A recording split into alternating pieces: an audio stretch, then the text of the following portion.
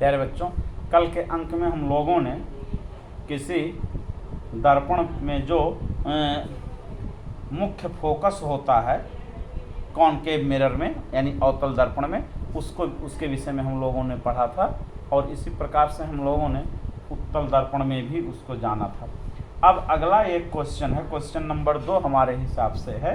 हम क्वेश्चन बोल रहे हैं, आप इसको अपनी बुक में देख लीजिएगा जिस जगह पर होगा।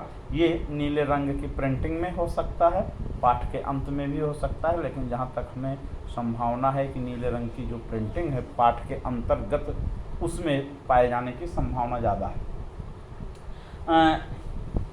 एक गोलीय दर्पण की वक्रता त्रिज्या 20 सेंटीमीटर है, तो इसकी फोकस दूरी क्या होगी? If the radius of curvature of A spherical mirror is 20 centimetre, what is it's focal length? तो जैसा कि इन दोनों के संबंध यानी वक्रता त्रिज्या, किसी दर्पण की वक्रता त्रिज्या और फोकस दूरी के बीच जो संबंध होता है, ये जैसे P है ध्रुव और ये F है फोकस और ये C है वक्रता केंद्र, तो ये यहाँ से यहाँ तक की दूरी जो है ये वक्रता त्रिज्या होती है R के बराबर। अब इसमें जो संबंध होता है वो होता है F बराबर R/2। तो इस प्रकार सूत्र में रख करके आप इसको ज्ञात कर सकते हैं। तो इसमें जो सूत्र का निगमन है वो आपके यहाँ कोर्स में नहीं है, नहीं तो इसका निगमन भी बताया जाता है। कभी हम अपने किसी अंक में इसको बता देंगे जिससे आप लोगों को आगे चल करके समझने में कोई दिक्कत ना हो। तो यहाँ पर R बराबर दिया है, यहाँ R बराबर 20 सेंटीमीटर।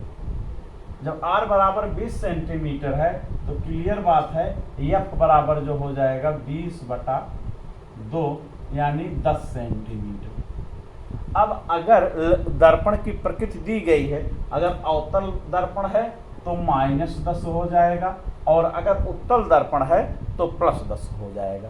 ये दर्पण की प्रकृति पर निर्भर है। तो यहाँ पर हमने तो एग्जाम्पल ले लिया अवतल दर्पण का चित्र में, जबकि चित्र नहीं दिया है पुस्तक में आपको, केवल सिंपल स्फेरिकल मिरर या गोलीय दर्पण की बात कहा है। तो गोलीय दर्पण की फोकस दूरी उसकी वक्रता त्रिज्या की आधी होती है, तो जितनी उसकी वक्रता त्रिज्या होगी उसका आधा जो है उसकी फोकस दूरी हो जाएगी।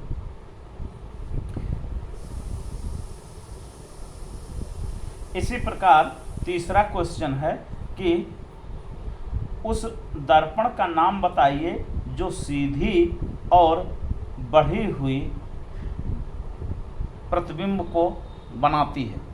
यानी ऐसा हमें दर्पण बताना है, उस दर्पण का नाम बताना है गोलीय दर्पण का जो किसी वस्तु की प्रवर्धित यानी मैग्नीफाइड और सीधी यानी इरेक्ट इमेज बनाता हो। तो मैग्नीफाइड बड़ा हुआ, क्योंकि जैसा कि हम लोगों ने दर्पण द्वारा प्रतिबिंब बनने की स्थितियों के विषय में अध्ययन किया था।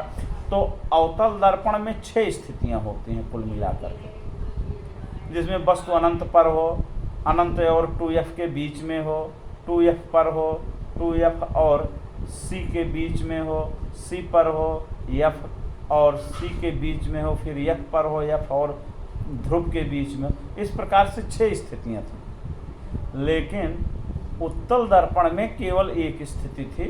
किसी किसी पुस्तक में 2 स्थिति दे दिया है, तो ऐसा नहीं है कि उत्तल दर्पण में वस्तु द्वारा दर्पण द्वारा जो प्रतिबिंब बनता है वो सदैव सीधा तो होता है, परंतु वस्तु से छोटा हमेशा होता है। इरेक्ट का मतलब सीधा, तो वस्तु से छोटा हमेशा होता है। यहाँ पे प्रवर्धित इमेज मैग्नीफाइड इमेज की बात कहा है, आवर्धित इमेज कि अगर 1 सेंटीमीटर की है तो वो 2 सेंटीमीटर बन जाए। तो यह स्थिति केवल अवतल दर्पण में होती है, और अवतल दर्पण में होती है।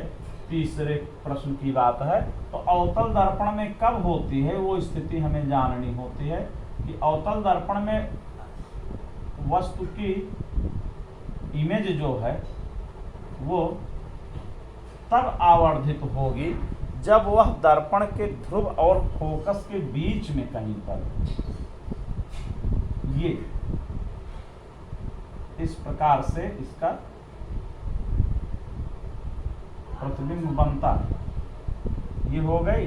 और वक्रता केंद्र से होकर जाने वाली किरण ये परावर्तन के बाद सीधे वापस आ जाएगी, और इसको जब हम आगे बढ़ाएंगे, बढ़ता हुआ प्रतीत होगा, तो ये आकर के आगे यहाँ पर ये हो गई प्रवर्धित इमेज या आवर्धित इमेज A' B'। इसको हम लोगों ने अपने वीडियो अंक में पढ़ा हुआ है। तो ये अवतल दर्पण ही है जो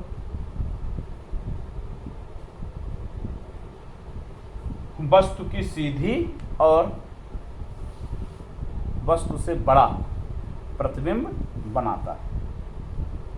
तो इसमें कोई विशेष सोचने की बात नहीं है।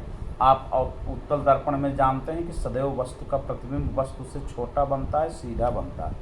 लेकिन अवतल दर्पण में कई स्थितियां होती हैं, तो उसमें से एक स्थिति ये है कि जब वस्तु को दर्पण के फोकस और ध्रुव के बीच में रखा जाता है, तभी उसका ये आभासी प्रतिबिंब वस्तु से बड़ा और सीधा बनता है। अन्य स्थितियों में प्रतिबिंब इसका जो है हमेशा दर्पण की ओर होता है, और इसमें दर्पण के पीछे बना है। एक 2-3 कैरेक्टर हैं जिसमें आप लोगों को याद रखना। तो ऐसी स्थिति में आप बताएंगे कि यह जो इसमें पूछा है कि उस दर्पण का नाम बताइए जिसके द्वारा वस्तु का मैग्नीफाइड प्रतिबिंब और सीधा प्रतिबिंब बनता है। तो इस प्रकार आप उसका नाम बता देंगे। ये तो मैं डिटेल से समझाने के उद्देश्य से इतना कर दिया।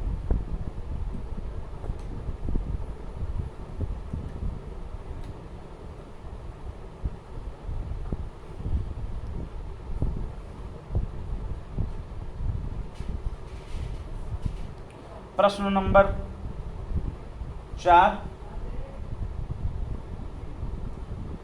अब मैं प्रश्न पढ़ रहा हूं, आप इसको सुनें और पुस्तक में खोजें कि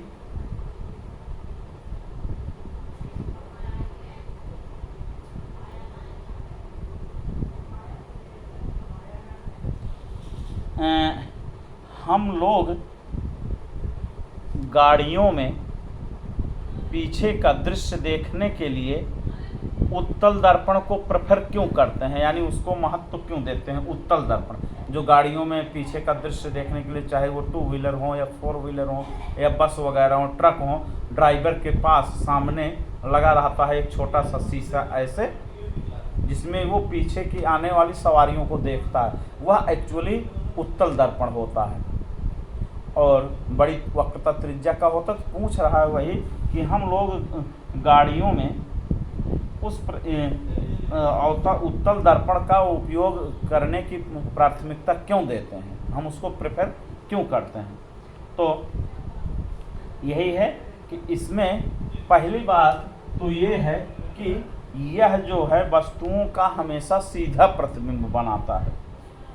it produces erect image of objects. सीधी यानी जैसा कि हम लोगों ने पढ़ा है कि यह सदैव सीधा प्रतिबिंब बनाता है।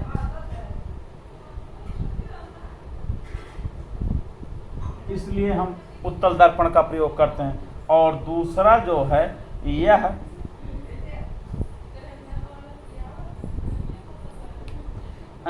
बहुत छोटा प्रतिबिंब बनाता है वस्तुओं का, यानी छोटे से क्षेत्र में, दर्पण के छोटे से क्षेत्र में पीछे का बहुत बड़ा और व्यापक दृश्य आ जाता है।